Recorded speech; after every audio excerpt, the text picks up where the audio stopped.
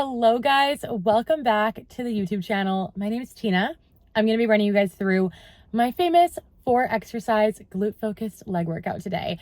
If you've been following along on Instagram, you'll know how much I've been talking about this leg workout. It is very efficient, effective, only 4 exercises, yes, and it can be done from the gym or you can tweak it and do it from home. It's perfect for beginners, advanced individuals. I've been doing this workout for like 2 months and I've been seeing insane progress with it. So I had to share with you guys, and I'm going to vlog you through the whole thing with the form cues, the setup, everything. So without further ado, let's get on into the gym. Okay, we made it to the gym. Here's the cute little fit. Today is all Alphalete, amplify leggings, and surface limitless bra. And let's go get started with our first exercise. Okay, so we are starting with the cast glute bridge. This is an amazing exercise for the glutes. It's similar to a hip thrust, but there's a few minor differences, which I'll go over in a second.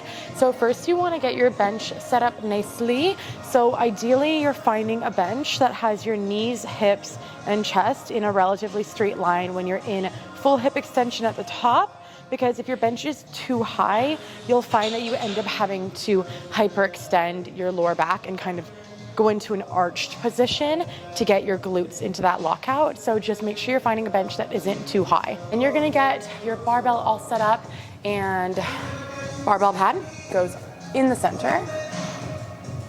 And then you're just gonna have your feet right out in front of your knees. I like to point my toes out slightly, and then you're gonna tuck your chin gently towards your chest and kind of lock out your elbows. This is gonna help to engage your lats. And then what you're gonna do is slowly engage your core and drive your hips up. And then we're only gonna go about halfway down. So as soon as your knees or shins begin to rock back, which is right here for me, you're gonna go right back up. So halfway down, nice and controlled, and drive up, squeeze your butt cheeks together at the top.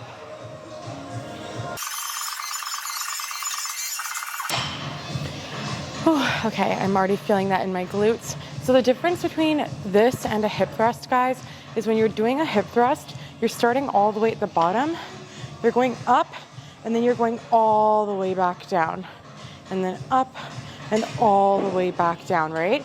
Versus a cast glute bridge, you're going halfway down. As soon as those glutes are fully stretched, knees start rocking back, you're gonna go back up. So you're keeping the tension more in your glutes when you're doing a cast glute bridge versus a hip thrust is more of that full leg. So we got more quads, hamstrings, and glutes. Okay, so for this workout, we're doing 4 sets of 10 to 12 reps. So a little bit higher reps for the cast glute bridges. Just make sure you're really pausing and squeezing at the top. I don't go as heavy for cast glute bridges as I do for hip thrusts because you're using less momentum in a cast glute bridge. It's more controlled and slow and more time under tension vibes. So I don't go too heavy for them, and I just go higher reps. That really helps me to feel it more in my booty.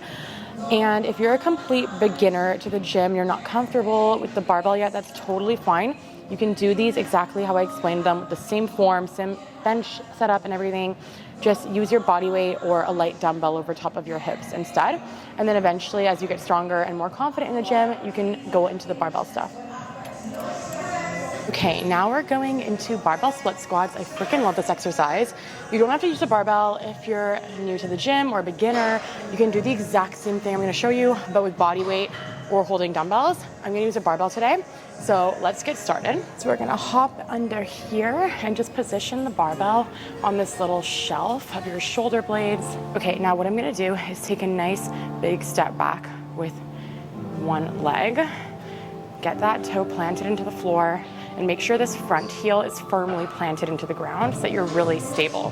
From here, make sure your core is nice and engaged. Brace, lean your torso slightly forward, not too much, just a little bit. And then instead of just going up and down, think about driving your hips down and back in a diagonal like this. And up. So if you're doing it correctly, in this glute biased form, the shin of your front leg will be pretty vertical at the bottom. This is going to minimize knee flexion, so bending of that front knee, and it's gonna place more bias onto that back leg. And the slight forward torso lean is putting a bigger stretch on the glutes, which is gonna place more tension onto the glutes.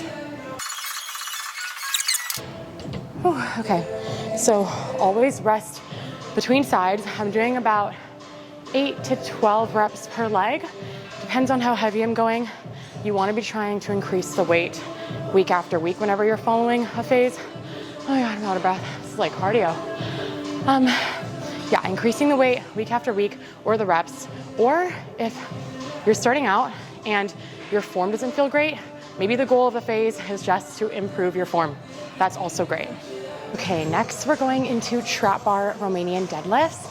I love doing my Romanian deadlifts with the trap bar for a couple of reasons. The main one being that it keeps your center of gravity in line with your body. So the load is staying here on your sides, whereas if you do it with a barbell or dumbbells, the weight is just kind of pulling your torso forward, which isn't bad at all, but it does put a little bit more stress and tension onto your lower back. And for me, I've struggled with lower back pain in the past, so using a trap bar just works a lot better for me, feels better on my back, and it's easier for me to load heavy without having to worry about my lower back. A couple of key things for setup is, one, I elevate the trap bar off the ground using these Olympic plates. This just kind of reduces the range of motion that my back has to move through. So it ensures that my spine stays neutral the whole time, because I'm stopping right about here when the trap bar hits the plates, versus if I'm going all the way down to the ground, a lot of the time my spine just ends up going too low, or I end up rounding or arching. So if you've struggled with lower back pain in the past, you can also try elevating the floor, at least when you start off, and then just assess and see how it feels. Another thing is I like to do it with my feet flat, because it allows me to have better mind-muscle connection. This is generally the case for most weightlifting exercises. You wanna have feet flat, or like wear a really flat-soled shoe. Then I'm just gonna stand about shoulder to hip width apart, make sure my core is nice and tight. I have my ribs stacked over top of my hips. Hinge my hips back and grab onto the trap bar. And then you wanna take the slack out of the bar by just kind of pulling the bar up like this. What this is doing is just taking some of that tension out of the bar. You wanna see that my lats and core is nice and tight, and then you're just gonna drive up. From here, have a moderate bend in your knees and ensure that your core is engaged. Tuck your chin towards your chest. And then you wanna imagine like someone has a rope tied around your hips and they're just pulling your hips back. Once the bar touches the plate, you're gonna drive your hips forward and squeeze. So pulling those hips back and up. So think of it as a forward and back movement. You wanna feel that stretch and tension in the glutes and hams, and then drive up through the heels.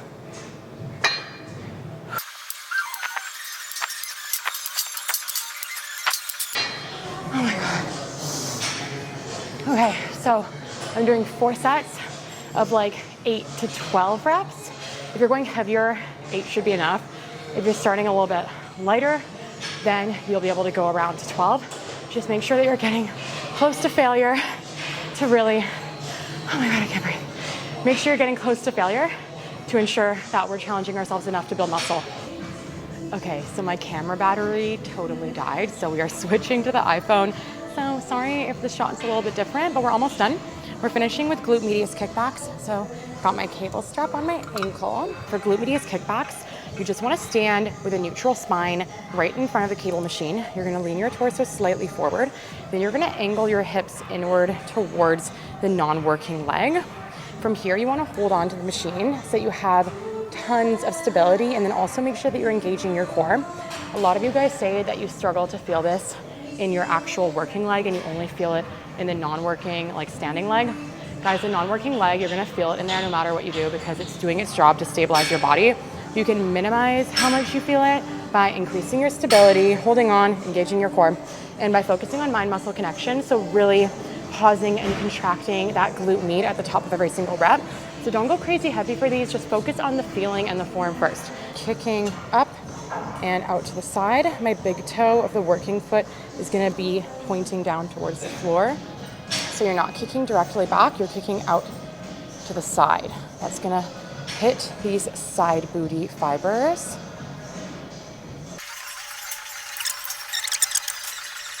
Okay guys, we just got back in the car. 4 exercise leg day is complete. I just wanted to explain how I'd recommend you implement this into your routine if you're gonna do it. So either do this leg day and another leg day, so you have your 2 leg days, or do this exact same leg day twice a week. Just make sure you're spreading them out by a few days so that your legs can like recover in between sessions. So for example, doing one on Monday and then one on Friday. And then make sure you're following this split for at least 4 to 6 weeks. That gives you a good stretch of time to really monitor progress, challenge yourself, improve your form, all the good stuff. Reason why I love this workout, it's only 4 exercises and that's so efficient. So great for the busy individuals who don't want to be in the gym for like 2 hours doing like 17 different things. It's also very beginner or intermediate friendly. So as I was kind of explaining throughout the workout, a lot of these exercises you can regress by doing them with body weight or light dumbbells, or you can progress by using the barbell, the trap bar, or loading them heavier. You can also do a lot of these ones from home with just dumbbells or some bands, which is awesome. Other thing I love about this is that we're working our glutes in 4 different movement patterns. So we have our bridge position with the cast glute bridge, our knee dominant squat type pattern with the split squat, our hip hinge with the trap bar RDL, and our abduction work with the glute medius kickback. And then 2 of those exercises are working our glutes in the shortened position, the cast glute bridge and the glute medius kickback. So glutes are being worked when they're contracting and squeezing, whereas the knee dominant pattern, the split squat and the trap bar RDL are working our glutes in the lengthened position when the glutes are stretching and lengthening. So yeah, I hope you guys enjoyed this. Don't forget to subscribe to my channel and comment below. Let me know what you want to see next. And I hope you have an amazing rest of your day.